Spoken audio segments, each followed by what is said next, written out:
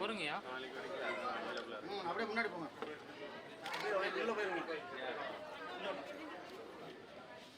இன்னும் கொடுக்கலையா நீங்க? அப்படியே வாங்கிட்டு உள்ள போயிரு.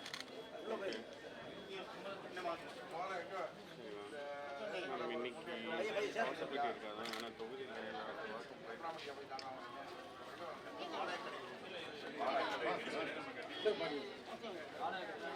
என் பேர் ரஞ்சிதம். நாங்கள் தொப்பலாமட்டில் இருக்கேன்.